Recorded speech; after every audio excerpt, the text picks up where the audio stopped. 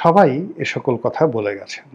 মানুষের মুখে জয়, মানুষের মুখে ক্ষয়। তো এই মানুষের মুখ দিয়ে একটা সময় বের হয়ে গিয়েছিল যে শেখ হাসিনা পালিয়ে যাবেন, আওয়ামী লীগের পতন হবে এবং পালানোর রাস্তা পাবে না। এরকম কথা দেখেন 2022-23 সনে জনগণের মুখে বের হয়ে গেল। আর এটা এতভাবে বিস্তৃতি লাভ করলো যে আওয়ামী লীগের অনেক নেতাই বলা শুরু করলেন যে আমরা পালাবো না, আমরা পালাই না, আমরা ভয় পাই না, ইত্যাদি কথাবার্তা। তো এটা মানুষের মুখ দিয়ে বের হয়ে যায়।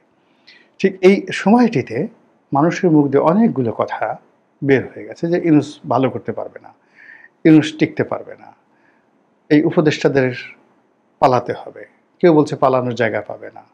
এই কথাগুলো কিন্তু মানুষের মুখে মুখে ফিরছে। এখন এগুলো বন্ধ করবেন আপনি কিভাবে?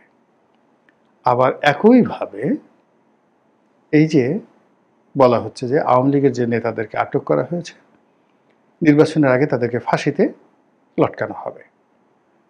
কিভাবে হবে, কি হবে, উই ডোন্ট নো। এটা সম্ভব, আদৌ সম্ভব, আইনগতভাবে সম্ভব কিনা, বিচারকরা কেন এই কাজ করতে যাবেন, ইত্যাদি ইত্যাদি, হাইকোর্টে যাবে, বহু বছর লাগবে, মানে এগুলো ডাজ নট ম্যাটার। কিন্তু মানুষের মুখ দিয়ে বের হয়ে গেছে যে নির্বাচনের আগে আওয়ামী লীগের কয়েকজন নেতাকে ফাঁসিতে টানানো হবে এবং নামও পাবলিকের মুখে মুখে চলে আসছে। সালমানের কথা বলছে, আইনমন্ত্রী আনিসুল হকের কথা বলছে, রাশিদ খান মেননের কথা বলছে, হাসানুল হক ইনুর কথা বলছে, জুনায়েদ আহমেদ পলকের কথা বলছে। কিন্তু কেউ কিন্তু শাহজাহান খান, দীপুমণি, আমির হোসেন আমু, তারাও তো জেলে, তাদের কথা কিন্তু কেউ বলছে না। ওই যে খাদ্যমন্ত্রী কামরুল ছিল, ওনার কথা কিন্তু কেউ বলছে না যে কামরুলকে ফাঁসিতে টানানো হবে।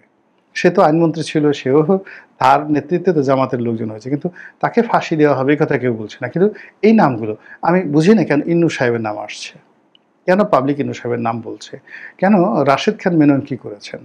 তিনি ভিন্ন একটা দলের মানুষ, তিনি ব্যক্তিগতভাবে দুর্নীতি করেছেন, এটা কিন্তু তিনি তো বিরক্তিকর ছিলেন না, মাঝে মধ্যে অনেক সত্য কথা বলতেন যেটা শেখ হাসিনার বিরুদ্ধে চলে যেত।